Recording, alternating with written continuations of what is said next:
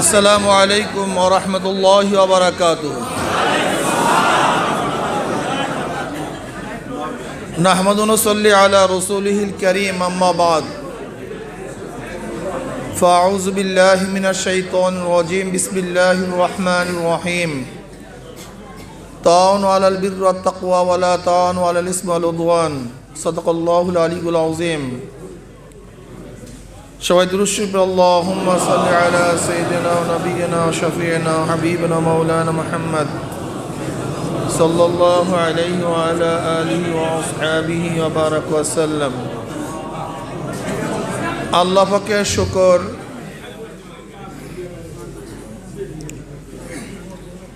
যে মাওলাই কারীম আপনাকে আমাকে দুনিয়ার সমস্ত কাজকর্ম ফেলে দিয়ে আল্লাহর জমিনে আল্লাহর হুকুমাতকে বাস্তবায়ন করার উদ্দেশ্যকে সামনে নিয়ে এখানে উপস্থিত হওয়ার তৌফিক দান করছেন, এর জন্য শুকরিয়া আদান সবাই বলে আলহামদুলিল্লাহ। আসলে পাশ্চাত্যদের কাছে ইসলাম সম্পর্কে ভুল মেসেজ দেওয়া হয়েছে এবং তাদের ভুল মেসেজ আমাদের মুসলমানদের মধ্যেও ছড়ানো হয়েছে। দেখবেন আমাদের অনেক মুসলমান বক্তব্য দিয়ে থাকেন যে রাষ্ট্র এবং ধর্ম আলাদা, রাষ্ট্রের সাথে রাজনীতির সাথে ধর্মের কোনো সম্পর্ক নাই। দেখবেন এদের মূল আপত্তি এখানে, এরা কেন ইসলামকে ব্যবহার করে রাজনীতি করে, ইসলাম হুকুমত কেন কায়েম করতে চায়, রাজনীতির মধ্যে ইসলাম টানে কেন, এদের মূল প্রশ্ন এখানে। এদের আপত্তি রাজনীতি এক জিনিস, ইসলাম ধর্ম ভিন্ন জিনিস। আসলে এদের ধারণা কিভাবে পয়দা হয়েছে? সেকুলার থেকে এবং কমিউনিজম থেকে এই সমস্ত ধারণা তাদের মধ্যে পয়দা হয়েছে। এর কারণটা কি? ইতিহাস অনেক দীর্ঘ, সেদিকে আমি কথা বলবো না। এক সময় গোটা দুনিয়া চলতো থিওক্রাসির ভিত্তিতে। থিওক্রাসি গ্রিক এক শব্দ, থিও মানে আল্লাহ আর ক্রাসি মানে আইন। খোদাই বিধানে গোটা দুনিয়া চলতো। এটা আমি বলতেছি ঈসাই সালের অনেক আগের কথা। যেমন সক্রেটিসের জন্ম ঈসাই সালের প্রায় 500 বছর আগে, তারও আগের থেকে থিওক্রাসি অনুযায়ী গোটা দুনিয়া চলতো, খোদাই বিধান। কিন্তু অন্যান্য কিতাবগুলি, চাই তাওরাত হোক, ইনজিল হোক, জবুর হোক, আসমানি গ্রন্থগুলি পরিপূর্ণ ছিল না। ঈসাই ধর্মের মধ্যে শুধু জামাল ছিল, জালাল ছিল না। আবার নবী মুসা আলাইহিস সালাতু ওয়াস সালামের ধর্মের মধ্যে জামাল এবং জালাল তো উভয়ই ছিল, কিন্তু পূর্ণতা ছিল না। আমার নবীগণ দুনিয়ার থেকে বিদায় হয়ে গেছে, সেখানে বসছে পাদ্রী, যাদের কাছে কোনো ওহী আসতো না। তারা পাদ্রীদেরকেই নবীদের স্থানে বসায় দিত। যেহেতু খোদাই আইন অনুযায়ী রাষ্ট্র চলবে, সরকারকে বাধ্য করত পাদ্রীর কাছে যেতে, যে সমস্যার সমাধান কি, এই সমস্যার সমাধান কি হবে। আর তৎকালীন সময় কিয়াস কোনো শরী বিধান ছিল না, কিয়াস কোনো শরী বিধান ছিল না। যেহেতু কিয়াস শরী বিধান ছিল না, সরাসরি কেতাব থেকে সমস্ত সমাধান দিতে হইতো। এই কারণে অনেক সময় কেতাবের মধ্যে সমাধান না পাইলে পাদ্রীরা কি করবে? বিধান তো দিতে হবে। তখন তারা মরুভূমির মধ্যে তাঁবু স্থাপন করত। আর এই দিনটা নির্ধারণ করতে সাধারণত মেঘলা দিন। যদি তৎকালীন সময় আকাশে কোনো বিজলি চমকাইত, তখন তারা প্রচার করতো আল্লাহর তরফ থেকে ওহী আসছে, যদিও সেই কথা নিজেদের, কিন্তু খোদাই বিধান হিসাবে চালিয়ে দিত। আমার বক্তব্য যদি খোদাই বিধান হিসাবে চালানো হয়, তার আজকে হোক কালকে হোক সংঘর্ষ হবেই।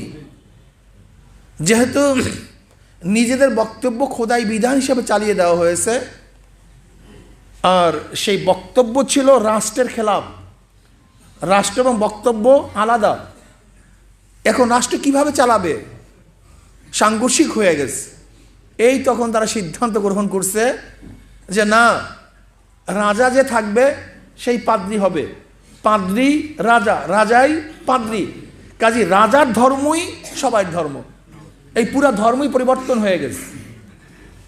পরিবর্তন হওয়ার পরে যেহেতু রাজা নিজেই এখন পাদ্রী, নিজেই নবী, তার কাছেই ওহী আসে, সে খোদাই বিধান দিয়ে থাকেন, বাস রাজাই সুযোগ পেয়ে সে খোদাই দাবি করত।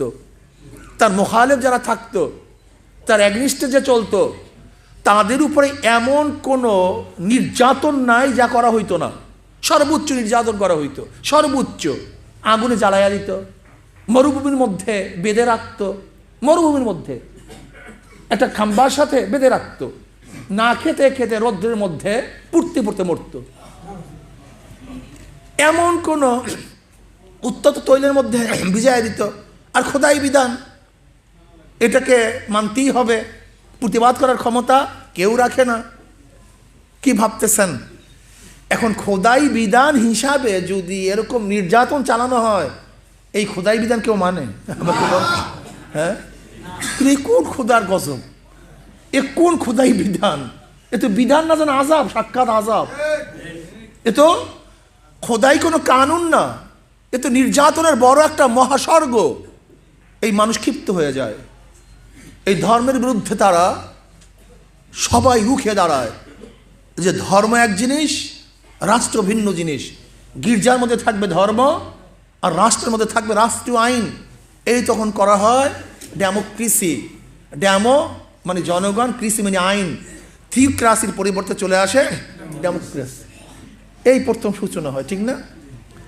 এই সক্রেটিসের শাগরেদ প্লেটো, সক্রেটিস কোনো লিখেন নাই, উনি মুখস্থ কিছু বক্তব্য দিয়েছেন। তার শাগরেদ প্লেটো মোটামুটি এটাকে বিন্যস্ত করেছে। আর তার শাগরেদ অ্যারিস্টটল পরবর্তীতে একেবারে বিশাল রিপাবলিক, এই ডেমোক্রেসির, গণতন্ত্রের বিশাল বই লিখে ফেলছেন। এরপর সেখান থেকে আসছে লিবারেল ডেমোক্রেসি। যাই হোক, আমি সেটা বলতে চাই না। আমি বলতে চাই, আজকে যারা রাষ্ট্র এবং ধর্মকে আলাদাভাবে দেখতেছে, এরা তো ইসলামী কোনো কানুনকে রাষ্ট্রের সাথে সাংঘর্ষিক হিসেবে আলাদা করে নাই। এরা তো পাদ্রীদের দেয়া খোদাই বিধানকে রাষ্ট্রের সাথে সাংঘর্ষিক মনে করছে। যেহেতু খেয়েছে চুন, দই দেখলেও ভয় পায়। ব্যাপারটা এখানে আর কিচ্ছু না। ওরা ইতিহাস দেখছে, পর্যালোচনা করছে, ওরা দেখছে ধর্ম এবং রাষ্ট্র সম্পূর্ণ ভিন্ন। সেই স্লোগান, মুখস্থ স্লোগান থেকে এখন ইসলামকেও ওরা ভাবে ইসলামও একটা ধর্ম, কাজী রাষ্ট্র ভিন্ন জিনিস, ইসলাম ভিন্ন জিনিস, কাজী রাষ্ট্রের সাথে ধর্মের কোনো কি নেই, সম্পর্ক নেই। আমি ওদেরকে বলতে চাই, আসলে তোমাদের মূল কোনো এক জায়গায় গলত আছে, ভুল আছে। ভুলটা কি? তোমরা অন্য অন্য ধর্মকে ইসলামের সাথে গোলায়া ফেলাইছো, খিচুড়ি করিয়া ফেলাইছো। অথচ ইসলাম এক জিনিস, অন্য অন্য ধর্ম ভিন্ন জিনিস। যেরকম গৌতম বুদ্ধ, সে ধর্মীয় প্রধান কিন্তু রাষ্ট্রের প্রধান না। গুরু নানক, সে ধর্মের প্রধান কিন্তু রাষ্ট্রের প্রধান না। লক্ষ্মী, রাধা ধর্মের প্রধান কিন্তু রাষ্ট্রের প্রধান না। কিন্তু জনাবে মুহাম্মদ রাসূলুল্লাহ সাল্লাল্লাহু আলাইহি ওয়াসাল্লাম, তিনি ধর্মেরও প্রধান, রাষ্ট্রেরও প্রধান। কাজী গৌতম ধর্মের যারা অনুসারী, বৌদ্ধ ধর্মের যারা অনুসারী, তারা রাষ্ট্র এবং ধর্মকে আলাদা করতে পারে। যারা শিখ ধর্মের অনুসারী, তারা রাষ্ট্র এবং ধর্মকে আলাদা করতে পারে। যারা ঈসাই ধর্মের অনুসারী তারা রাষ্ট্র এবং ধর্মকে আলাদা করতে পারে, কিন্তু যারা জনাব মুহাম্মদ রাসূলুল্লাহ সাল্লাল্লাহু আলাইহি ওয়াসাল্লাম অনুসারী তারা রাষ্ট্র এবং ধর্মকে আলাদা করতে পারে না। কেন? আমার নবী আলাইহিস সালাতু ওয়াস সালাম তিনি মসজিদের ইমাম ছিলেন, রাষ্ট্রের ইমাম ছিলেন। ইমাম মানে নেতা। তিনি মসজিদের সামনে ছিলেন, রাষ্ট্রের মধ্যেও তিনি সামনে ছিলেন। তিনি যেরকম দুই হাত তুলে আল্লাহর কাছে ক্রন্দন করেছেন, আবার তিনি এই দুই হাত দিয়ে সমস্ত জালেমদেরকে শায়েস্তা করেছেন। তিনি যেরকম মসজিদের মধ্যে আল্লাহকে সেজদা করেছেন অবনত মস্তিষ্কে, এইভাবে আমার নবী বেঈমানদের সামনে বুক উঁচিয়ে যুদ্ধের নেতৃত্ব প্রদান করেছেন। কাজে তোমাকে বুঝতে হবে আমার নবীকে। সমস্যা হলো আমার নবীর পরিচয় আমরা না জানা, নবী সম্পর্কে গবেষণা না থাকাই হলো সমস্ত সমস্যার মূল, ঠিক না? মুসলমান যেরকম চোখের থেকে পানি ঝরায়, একই মুসলমান সেইভাবে শরীর থেকে রক্ত ঝরায়। মুসলমান যেরকম একজনের সামনে নত হয়ে কথা বলে, এইভাবে মুসলমান বাতিলদের সামনে বাকের মতো হুঙ্কার মারে। এটা মুসলমানের চরিত্র। আসলে মুসলমান সম্পর্কে আমাদের অনেকেরই জানা নেই, খাস করে মুসলমান অনেক সন্তান যারা পাশ্চাত্যদের লেখাপড়া শিখে আজকে তারাই ইসলামের উপরে আঙ্গুল তুলতেছে, কটূক্তি করতেছে। আমি মুসলমান বন্ধুদেরকে বলবো, হে আমার দোস্ত, আমি প্রথম মুসলমান, এরপরে সব পরিচয়। আমি বাঙালি না বাংলাদেশি এই পরিচয় মুসলমানের পরে। আমি চরমনের অনুসারী না অন্য কোনো অনুসারী এটা আমার মুসলমান পরিচয়ের পরে। আমি আওয়ামী লীগ করি, বিএনপি করি, জাতীয় পার্টি করি, এ পরিচয় পরে, আগে আমি মুসলমান। আমি হাওলাদার না সৈয়দ না তালুকদার না চৌধুরী এই পরিচয় পরে, আগে আমি মুসলমান। আমি ধনী না গরিব এই পরিচয় পরে, প্রথম আমার পরিচয় আমি কি? আমি মুসলমান। ইন্নানি মিনাল মুসলিমিন, আমি মুসলমান, এই পরিচয় সর্বপ্রথম। সর্বপ্রথম আমার পরিচয় আমি একজন কি? আমার এই পরিচয়ের সাথে যার সংঘর্ষ হবে, যার মুয়াজানা হবে, টক্কর লাগবে, সেই জিনিস ভেঙে যাবে, কিন্তু ইসলাম ভাঙতে পারে না। আমার ইসলামের সাথে আমার পাওয়ার টক্কর লাগলে আমার বাবাকে আমি মানি না, আমি ইসলাম মানি। ইসলামের সাথে আমার স্ত্রীর টক্কর লাগলে স্ত্রীকে মানি না, আমি ইসলামকে ঠিক রাখি। ইসলামের সাথে আমার বন্ধুর টক্কর লাগলে আমি বন্ধুকে ত্যাগ করি, ইসলামকে ত্যাগ করি না। ইসলামের সাথে আমার দেশের, আমার রাষ্ট্রের, আমার বাবার, আমার মার, আমার দলের, আমার নেতার যারই টক্কর লাগুক না কেন, আমি দল ছেড়ে দেই, আমি ইসলাম ছাড়ি না। আমি নেতা ত্যাগ করি, ইসলাম ত্যাগ করি না। এর নাম মুসলমান। আর তোমার অবস্থা কি? ইসলামের সাথে দলের টক্কর লাগছে, ইসলামকে জবাই দাও, দল ঠিক রাখো। ইসলামের সাথে নেতার টক্কর লাগছে, নেতা মিয়া জিন্দাবাদ, ইসলাম মিয়া মুর্দাবাদ। নেতার সাথে, ইসলামের সাথে ব্যবসার টক্কর লাগছে, ব্যবসা মিয়া জিন্দাবাদ, ইসলাম মিয়া মুর্দাবাদ। এই স্লোগান বাদ দাও। তোমার স্লোগান থাকতে হবে, ইসলামের সাথে পাহাড়ের টক্কর লাগলে ইসলামের আঘাতে পাহাড় চুরমার হয়ে যাবে, ইসলাম ঠিক থাকবে। ইমান ঠিক রাখো, ইমান ঠিক রাখো। দল ঠিক রাখলে ইমান ঠিক থাকবে না, নেতা ঠিক রাখলে ইমান ঠিক থাকবে না। তুমি কি দেখো নাই আবু তালেব ইসলাম গ্রহণ করবে, আসছে এখানে কলেমা, হঠাৎ আবু জাহিল্লা বলতেছে, তুমি কি আবু তালেবের ধর্ম ছেড়ে দিতে চাও কিনা? আবু তালেবের ধর্ম ছাড়তে চাও? ওই আবু তালেবের ধর্ম। যখনই আবু তালেবের ধর্ম ঠিক রাখছে, ইসলাম থেকে বঞ্চিত হয়ে গেছে। আর তার ছেলে আলীউল মুর্তজা রাদিয়াল্লাহু তাআলা আনহু তার দাদার ধর্মকে ত্যাগ করছে, ইসলামকে গ্রহণ করেছে। আবু জেহেলের ছেলে ইকরামা রাদিয়াল্লাহু তাআলা আনহু তার বাবার নেতৃত্বের উপর লাঠি মারছে, ইসলামকে গ্রহণ করেছে। খালিদ বিন ওয়ালিদ রাদিয়াল্লাহু তাআলা আনহু তার বাবা নেতা ছিল, তার বাবার নেতৃত্বের উপর আঘাত করেছে, ইসলামকে গ্রহণ করেছে। আব্দুল্লাহ ইবনে উবাই ইবনে সুলুল রাইসুল মুনাফিকদের সর্দার, তার ছেলে আব্দুল্লাহ রাদিয়াল্লাহু তাআলা আনহু ইসলাম গ্রহণ করেছে, আর তার বাবা জাহান্নামের কয়েদি হয়ে গেছে।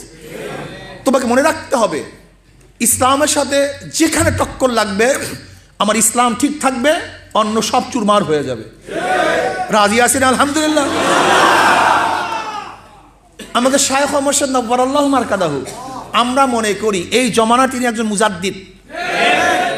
মুজাদ্দিদি ভূমিকা পালন করেছেন।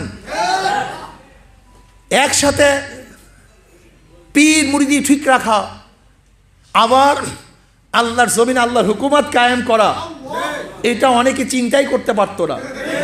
আব্বাজান রহমতুল্লাহ আলাইহি তিনি ধার্তহীন করতে বলেছেন, কে আমার মুরিদ থাকবা কে থাকবা না, কে আমাকে পীর মানবা কে মানবা না, কে চরমনিতে আসবা কে আসবা না, আমার দেখার বিষয় নয়। কিন্তু আমার কথার বাহিরে যদি কেউ কাজ করো সে আমার মুরিদ না, আমি তোমার পীর না, তুমি আমার মুরিদ না। এরকম ওপেনে ঘোষণা দেওয়ার পীর কি কি ভাবতেছেন? কি আজকে কথা বলছি না কেন বাতিলের বিরুদ্ধে? আমার মুরিদ ছুটিয়া যাবে, আমার মুরিদ ছুটিয়া যাবে, অমুক বন্ধ হয়ে যাবে। কথা বলছি না আমার মাহফিল বন্ধ হয়ে যাবে, কথা বলছি না পীর মুরিদ বন্ধ হয়ে যাবে, কথা বলছি না মাদ্রাসা বন্ধ হয়ে যাবে। এই যে বাতিল বিরুদ্ধে কথা বলছি, মাহফিল বন্ধ হবে। আল্লাহর কসম করে বলতেছি, আল্লাহর কসম, জীবনে যদি আর একবারও মাহফিল না করতে পারি তারপর বাতিলের বিরুদ্ধে কথা ছাড়বো না ইনশাআল্লাহ। আল্লাহর কসম করে বলতেছি, মাহফিল আমার ব্যবসা না, এটা ব্যবসা না, এটা ইনকামের কোনো সোর্স নয় যে আমি মাহফিল ঠিক রাখবো আর বাতিলদের মোকাবেলায় কথা বলবো না। এর জন্য মাহফিল করি না, মাহফিল করি দিনের জন্য, ইসলামকে প্রতিষ্ঠিত করার জন্য, মানুষকে হেদায়েত করার জন্য। যদি মাহফিল ইসলামের কথাই বলতে না পারি, এরকম মাহফিলের কোনো দরকার নাই। শোনেন, ইসলামকে ঠিক রাখবো, এরপরে আমার স্ত্রী, আমার ছেলে, আমার মেয়ে, আমার ব্যবসা, আমার বাণিজ্য, আমার দল, সব কিছু পরে, ইসলাম আগে। ইন্নানি মিনাল মুসলিমিন ওয়ালা তামুতুন্না ইল্লা ওয়া আনতুম মুসলিমুন। মুসলমান না হইয়া কেউ মরিও না।